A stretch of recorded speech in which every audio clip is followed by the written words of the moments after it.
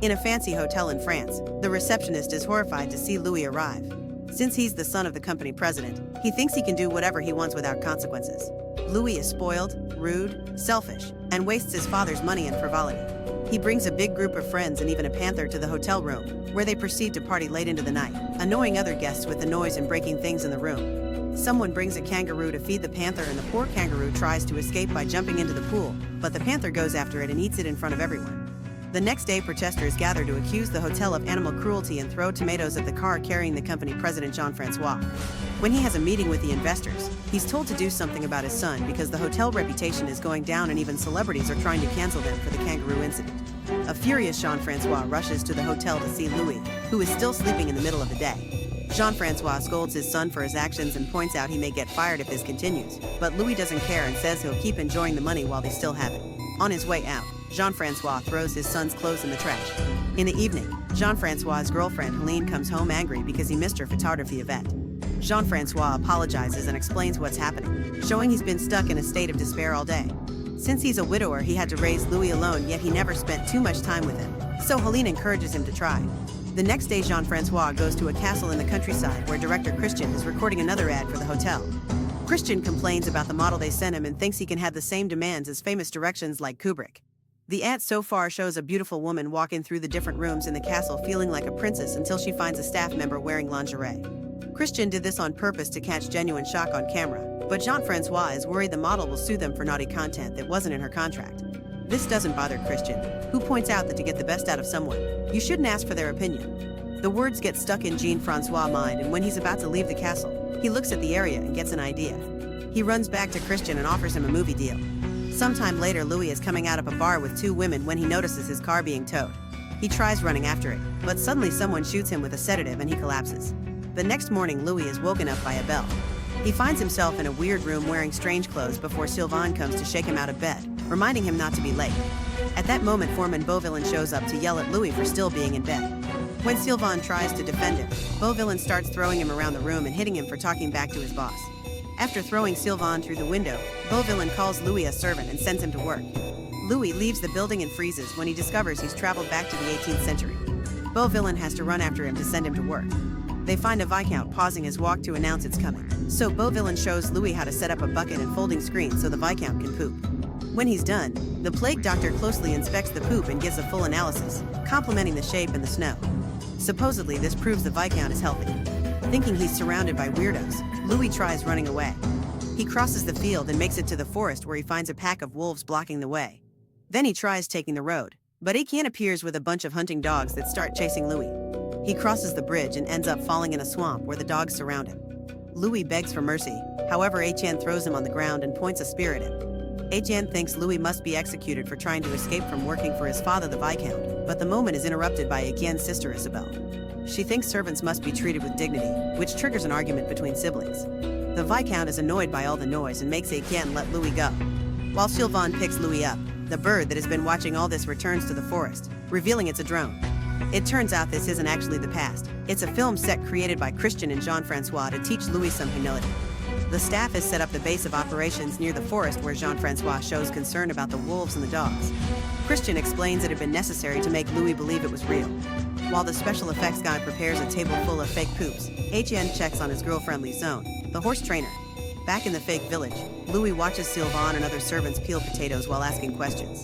He learns he's in 1702 and France still has a king instead of democracy. When Louis starts making comments about Hitler, Christian sends Beauvillain to put Louis to work. However, even while peeling potatoes, Louis keeps talking about coming from the future. At first, Sylvain doesn't know what to do, but soon he gets in character and reacts in a confusion at every modern word Louis uses. Thinking about the night his car was taken, Louis assumes he was hit by another vehicle and concludes he must recreate that to return to the future. He runs outside and throws himself in front of a vegetable cart, which is too small and only bumps against his leg. Next, Louis runs toward an actual carriage and hits his head, instantly falling unconscious. Sylvain runs to check on him, but Louis doesn't respond.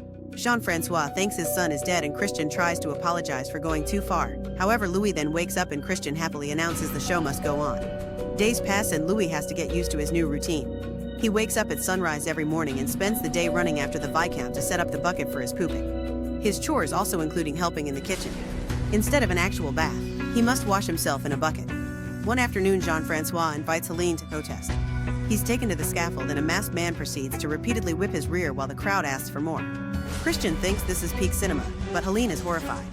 Afterward, Louis goes to see the Viscount, but instead finds Etienne, who forces him to sit down regardless of his pain. Etienne says his father is gone and he chooses not to give Louis the promised reward before throwing him off the chair. Forgetting he's supposed to be acting, Etienne accuses Louis of wanting to take Lisson from him and mocks him for being a servant while throwing wine in his face. Helene is horrified again, but Christian thinks this makes for a good choice and allows it. Then Louis stands up and looks like he's about to rebel against Etienne only to leave the room. Christian and Jean-Francois are disappointed. However, Helene this time is impressed. She points out that Louis is finally accepting consequences for his choices instead of being a complaining brat. Later, Louis visits Lisson and asks her if she's okay with befriending a bathroom servant, so she assures him he's fine. That night, Louis receives Lisson in his room with a modest meal he made himself by learning from the kitchen staff. Helene is proud, but Christian thinks this is turning the story boring. The following day, Lisson and Louis go for a walk and see a bird behaving strangely in the sky. Since it's the drone malfunctioning, Christian asks for a distraction. Lisson pushes Louis on top of the hay and kisses him until the drone is retrieved. Then she leaves without a word.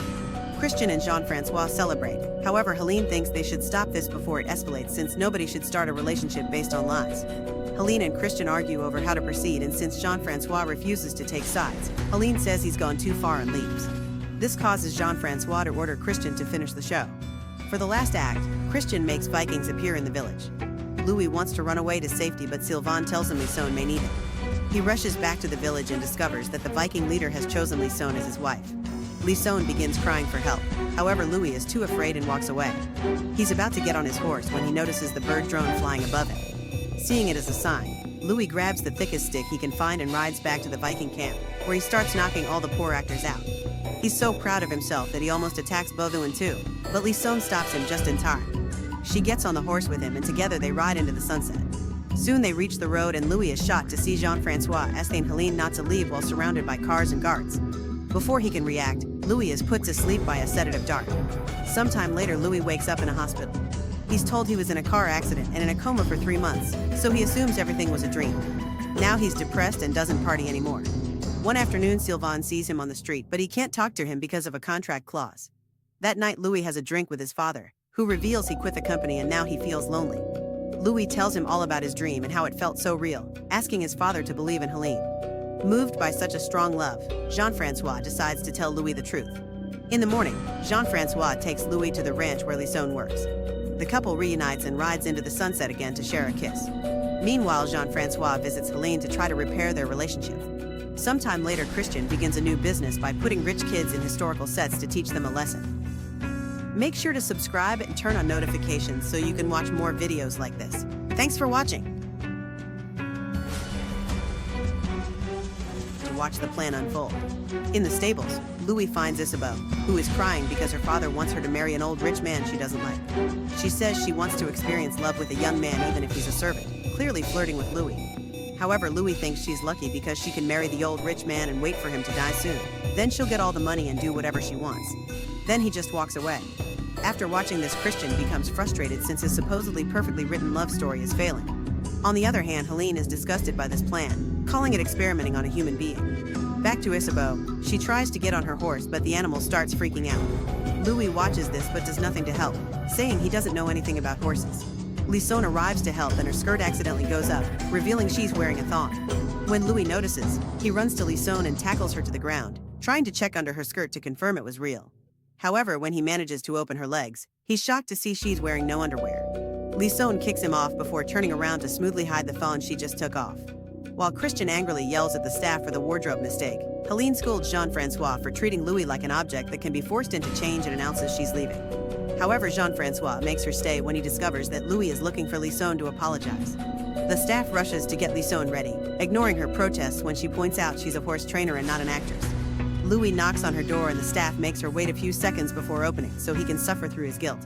As soon as she goes out, Louis apologizes for the incident, and Lisson responds that him touching her means they must get married. Louis almost freaks out, but Lisson clarifies it was a joke and leaves. Seeing Louis being thoughtful on the screen, Christian announces the experiment as a success and even Helene is a bit impressed. During lunch, Christian and Jean-Francois explain to Helene their plan to make Louis fall in love with Isabeau so he can start a better life. Helene thinks they're idiots because Louis clearly likes Lisson, but her ideas are ignored. Sometime later, Sylvain drags Louis to a traditional festival in the forest. Louis hates the old-style music and teaches the band to play a modern song. Then he convinces everyone to get in a conga line. Jean-Francois gets emotional because this matches a moment from a birthday party Louis had as a kid. Isabeau attends the festival as well and asks Louis to teach her how to have fun before she gets stuck in an unwanted marriage forever. But Louis ignores her and goes looking for Lison instead.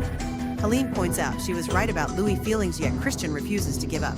Sylvain is sent to tell Louis that Lison is at the river. However, he finds Isabeau pretending to drown. He immediately jumps in the water to save her and carries her in his arms. Isabeau keeps on trying to flirt with him, but Louis just drops her in her carriage and leaves. Christian begins freaking out over another failure, so Helene takes over the directing for now. By nighttime, Louis finally finds Lison, who didn't attend the festival at all. Following Helene's instructions, Lison tells Louis that she does believe his story about the future. Louis is delighted and takes Lison for a walk, during which he explains many concepts like phones and planes. He even takes a bike from an apple to show her the logo he had on his phone, saying it was the company's coat of arms. Lison is amused until Louis begins talking very badly about servants, blue-collar jobs, and the public transport. She calls him out for his attitude and reminds him he spends the day carrying the Viscount's poop before she storms off. Seeing this, Christian mocks Helene for thinking her idea would do any better. The next day, Lison apologizes to Helene for failing her and explains she has to deal with spoiled rich brats every day at the ranch she works at.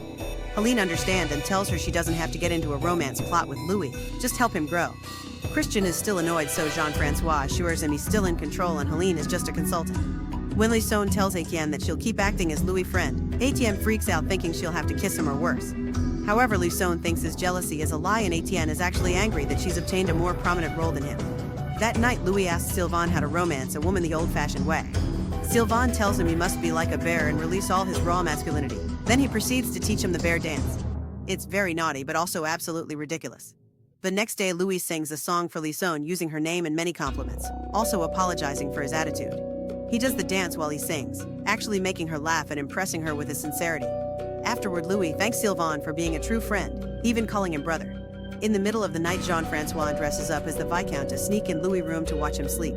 Sylvain sees him and points out this may ruin the plan, which triggers an argument. It's all the angry whispering that wakes Louis up and Jean-Francois has to hide his face with his jacket. Louis is still sure he's seeing his father, so Sylvain has to hit him to knock him out. Then an angry Christian has to enter the sect to drag Jean-Francois away by force. The following day, Louis tells Sylvain he hit his head while sleeping and dreamed about his father. Beauvillain informs the Viscount that Etienne and his friends got in trouble in the city, so the king wants Etienne to be properly punished. The Viscount talks to Louis in private and asks him to pretend to be Etienne to take the punishment in his place. If Louis accepts, the Viscount will give him his own farmland and permission to marry anyone he wants. At first, Louis says no, but he changes his mind when he realizes this could mean marrying Lison. A few hours later, Louis is in a cage pretending to be Etienne. All the locals are angry that Etienne is ruining their town's reputation in the king's eyes, so they throw trash at Louis